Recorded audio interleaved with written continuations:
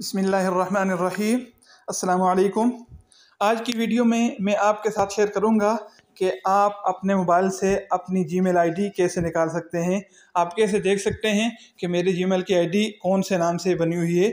अक्सर दोस्तों को पता नहीं होता कि जीमेल कौन से नाम की आईडी बनी हुई है और कहां से मिलेगी। हर मोबाइल में जीमेल की आईडी लगी हुई होती है। जब आदमी मोबाइल लेता है तो जीमेल की आईडी खुद बनाता है या किसी से बनवा लेता है, लेकिन पता नहीं होता कि कौन से नाम की बनी हुई है और कौन सा उसका पासवर्ड है।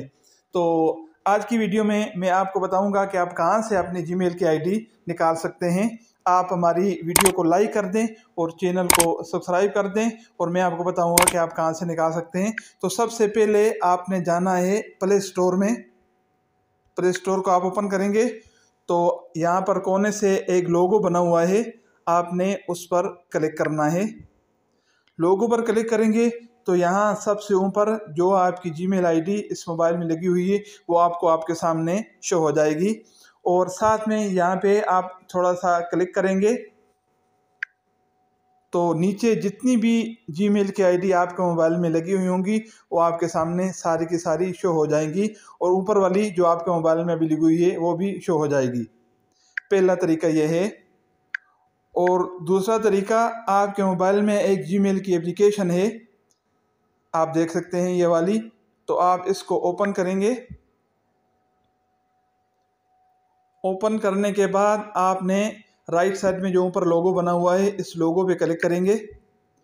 इस लोगो पे क्लिक करेंगे तो आपके सामने सबसे ऊपर जो लगी हुई आईडी वो शो हो जाएगी और नीचे आप देख सकते हैं कि जितनी भी आईडी आपके मोबाइल में लगी हुई हैं वो आपके सामने शो हो जाएंगी। आप यहाँ से अपना नाम देख सकते हैं कि कौन से नाम की आपकी आईडी बनी हुई है और अपने पास लिख सकते हैं, क्योंकि जब भी आप अपना मोबाइल सेल करते हैं, बेच देते हैं और नया मोबाइल लेते हैं तो आपको जीमेल आईडी ज़रूरत पड़ती है जो हमको मालूम नहीं होती।